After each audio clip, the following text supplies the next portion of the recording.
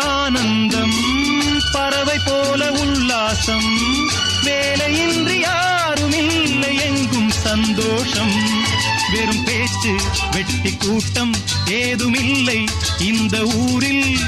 கள்ளம் கபடம் வஞ்சகமின்றி கண்ணியமாக ஒற்றுமை உணர்வுடன் வாழும் சிங்கப்பூர் அக்கரை சீமை அழகினிலே மனமாட கண்டேனே புதுமையிலே